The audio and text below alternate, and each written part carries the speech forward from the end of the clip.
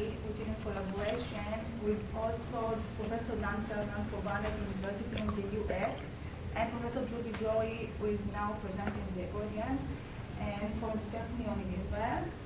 And I would like to talk about science programs that have succeeded in creating educational experiences among undergraduate students and the effect of these science programs. The theoretical background for this study talks about that the higher education institutions nowadays are under intense pressure to develop not just students' knowledge, but also skills that are important for future career of the students. Students should be able to use these skills effectively in complex and constantly changing situations throughout their lives. For example, in the job market, people are expected to implement teamwork skills, and these skills can be taught in universities and be useful for these students, for these future career people. Indeed, they have high hopes for the graduates. You can see they wanted to challenge the present and enrich the future, seek value that advance knowledge, engaging, leading, promoting big words and the big vision in our university. However, according to a report by the UNESCO, teaching in higher education typically still involves covering knowledge, which students receive throughout lectures and readings. And less thought has been given to knowing how to apply theory and practice skills in practical situations. Several universities apply active learning environments in science domains, e.g. Doyle and Becher in 2005. This might be a positive answer for this problem, since these environments are based on a student-centered approach rather than just transmission of knowledge. And why is that? Because this environment allows students to better internalize the contents of the lesson and to acquire important skills such as thinking critically and logically. And what is in this environment that makes it? First, those environments vary widely in intensity and limitation. It depends how you implement those environments, but they include the use of interactive instruction techniques or approaches, such as formative feedback, discussion with peers or instruction, etc. And there is more. I just gave some points of this environment. But the problem is that learning in higher education nowadays occurs mostly in large classrooms, especially in introductory courses, which makes it very difficult to apply these kinds of environments. What we did in our study, we aimed to investigate a variety of active learning environments in higher education courses. And by variety, I mean to different learning environments, active learning environments that vary in implementation and intensity. We have three aims. The first one is to investigate whether and to what extent students identify elements of active learning environments in higher education courses.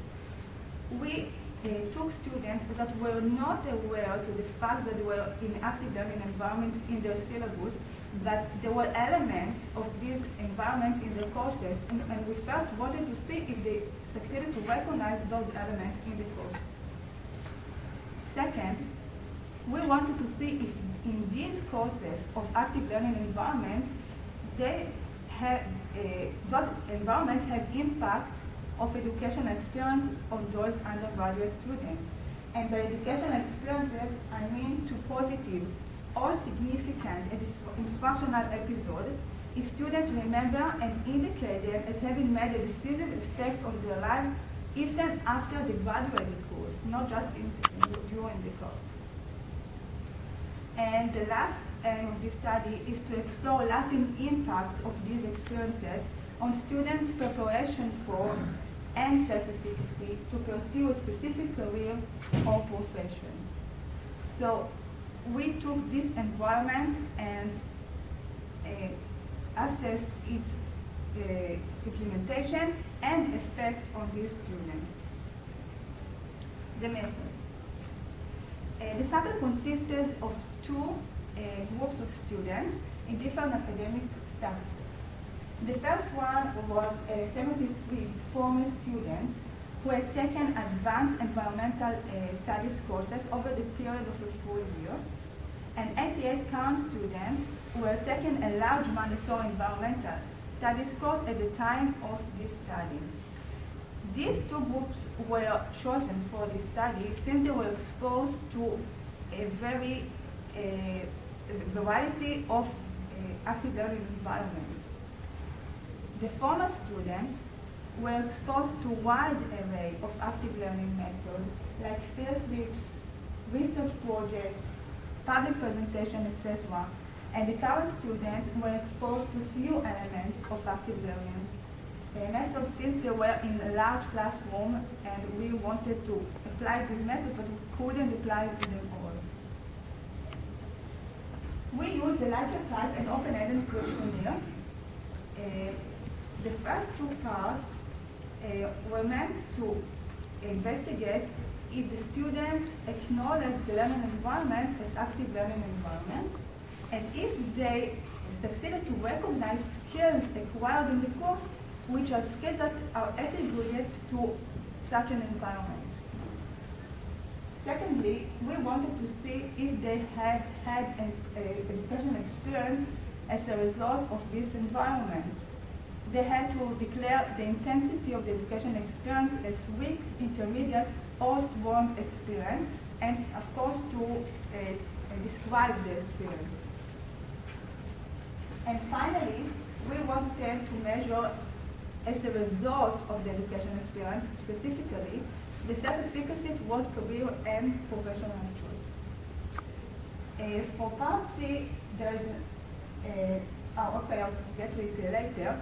I want to start with part A, referring to active learning environment. There are a lot of questions referring to active learning environment elements, such as if the students have frequent opportunities to express and explain their opinions, if the class included field research projects, or emphasizing rewriting of papers. And in a scale from 1 to 5, you can see that a lot of the students, the former and the current, succeeded to recognize those elements as occurring in their course. But we did find difference between the former and the current students regarding all the elements. As you can see, it was all significant. The former students had much more recognized those elements in the process since it was intensive.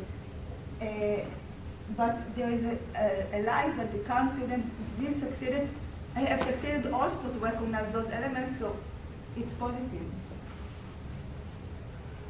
The next one, the next part deals with skills acquired in the course, and you can still see in here that both groups recognize those skills, which are very important skills in this environment, like write effectively, read effectively, think critically and logically, but still the former students have succeeded to recognize more skills than the current one.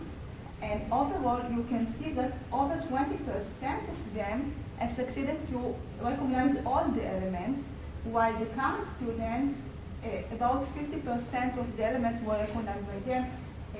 For example, you can see the design in scientific study was recognized by only 4% of the current students.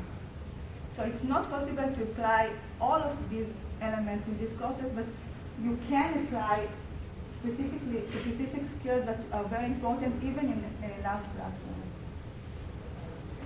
Now regarding to a positive or significant experience, where we have a distribution of students answer regarding this question, and you can see that the intensity ranged from weak, intermediate to strong, and more than 70% of the former students declared they were having in this course strong intensity of educational experience, while among the current students, the distribution was much even.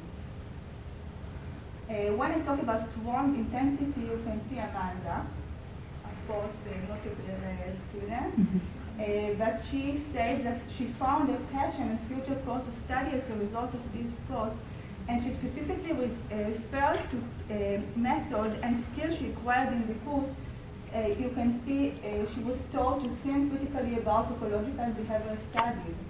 She also said, I was also taught how to write and present scientific talk, which was an invaluable skill to acquire. So it's very important of this finding of this education experience.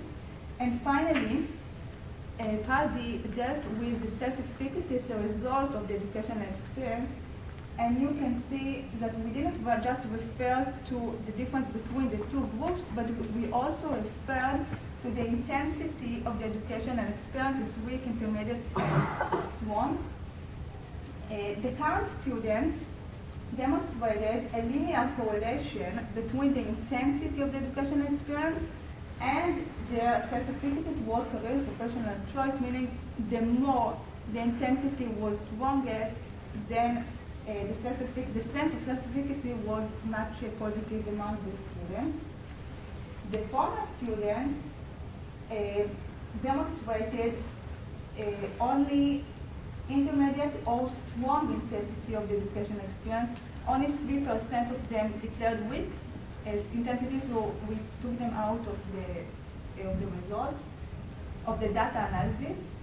And you can see that former students with intermediate intensity declared higher self-efficacy than current students with the same intensity. And we conclude from it that even students, former students with intermediate intensity, not just strong, this fact had an effect on their self-efficacy toward professional choice and career. Our findings point to important effects of active learning environments on the former students. I will start with the former and then the current. First, most of them experienced a strong intensity of educational experience,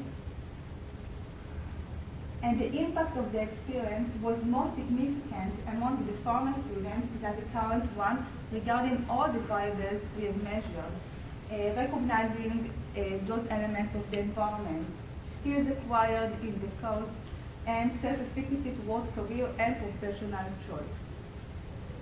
But we have also interesting findings regarding the current one, because the current student declared acquiring skills that are product of learning in active learning environment, even though they were not aware they were taught in this kind of method of learning. They were acquiring a skill of reading and think critically, which is very important and can be achieved in large classrooms in an introductory course like the current one. This means that active learning environment, this is a big conclusion of our study, can be achieved even in a multi-introductory course. Our findings indicate that courses based on active learning environments help foster certain skills that led to a more satisfied career choices and maybe better future chances of success in the job market. So besides practical implications of our study, we also have a contribution, a theoretical and practical contribution to the values of knowledge that deal with learning processes in higher education, especially science courses emphasizing active learning environment. Thank you for your attention.